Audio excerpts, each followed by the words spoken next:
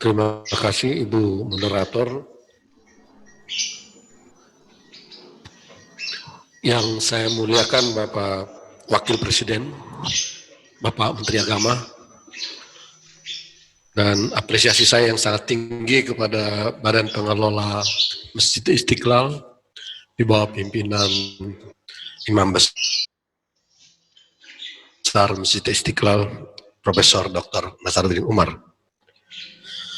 Betul bahwa pandemi ini pengalaman yang sama sekali baru buat bangsa kita, dan bukan hanya bagi bangsa kita, tapi seluruh dunia, seluruh negara-negara dan agama di dunia.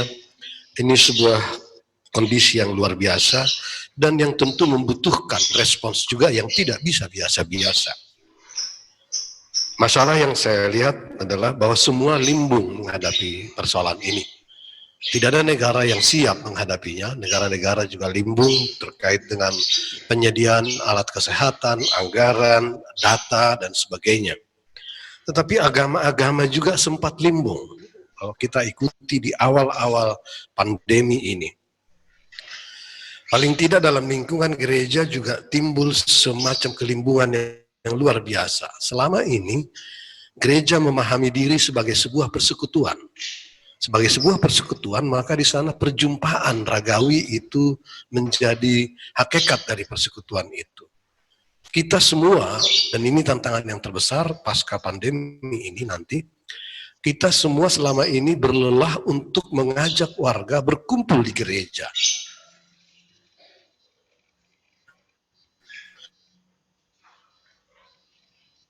Dikatakan hindari perjumpaan, hindari bahkan berkumpul dan beribadah di gereja.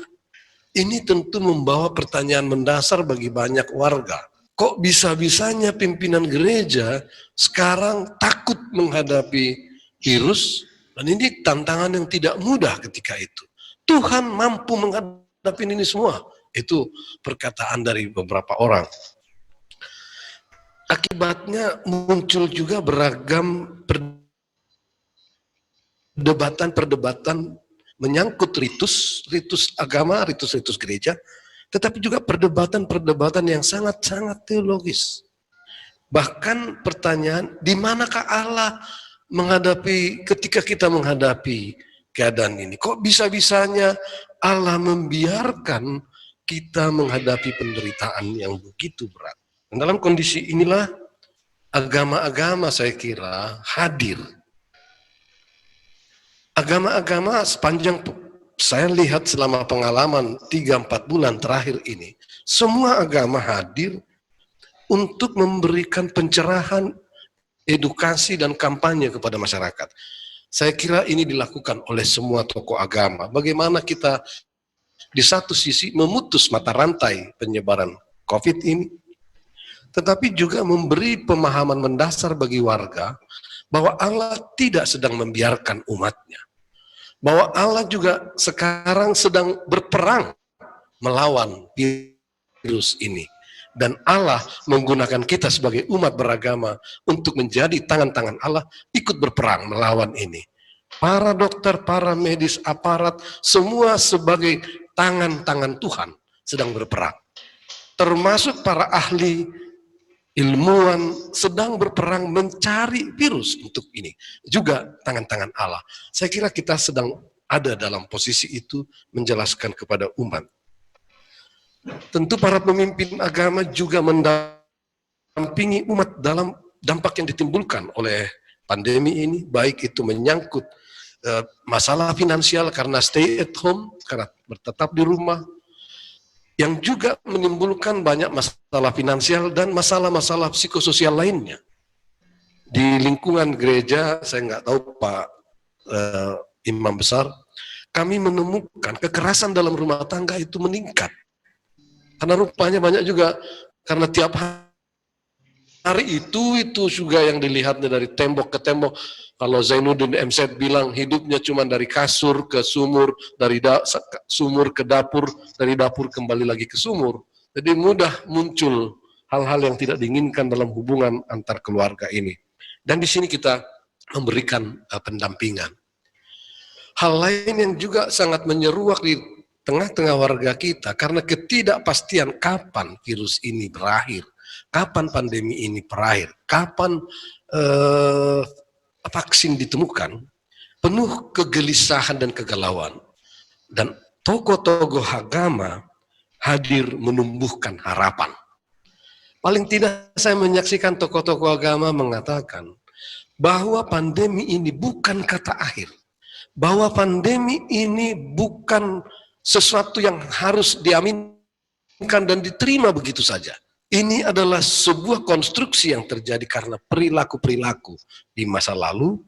Saya mendengar pidato khotbah Monsignor tentang bahwa ada juga gejala alam perlakuan kita secara umum manusia terhadap alam yang begitu parah, bukan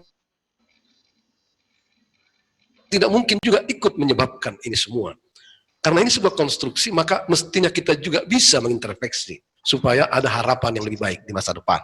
Jadi menumbuhkan harapan, dan ini sangat penting bagi umat, menumbuhkan harapan di tengah ketidakpastian yang sekarang ini.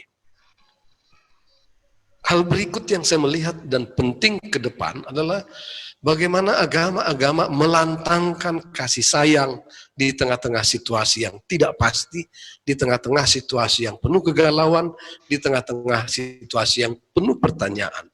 Agama-agama saya melihat melantangkan cinta kasih dalam bentuk solidaritas, peduli, dan berbagi.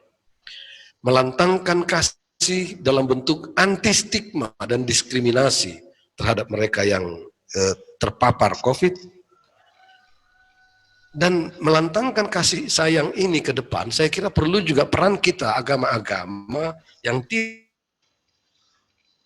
kalah pentingnya sekarang ini dan ke depan, mendorong kerjasama antar negara untuk menemukan virus ini, vaksin ini, serta mengupayakan memotivasi negara-negara dalam kerjasama itu untuk juga menciptakan sistem distribusi global yang adil dan merata, sehingga vaksin itu mudah dijangkau oleh semua orang dan tidak dikuasai oleh sekelompok kepentingan tertentu sehingga rakyat susah untuk mendapatkannya.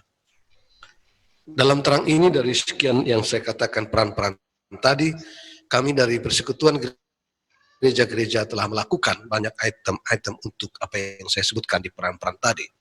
Dan yang paling menonjol belakangan ini, kami mengembangkan Oikonomics, sebuah program Oikonomics, sebuah platform digital untuk mencoba berkolaborasi dan sharing antar berbagai stakeholder di lingkungan gereja-gereja, mulai mengumpulkan sumber-sumber yang ada di pedesaan, sumber produksi, untuk bisa dihubungkan dengan para konsumen yang membutuhkan.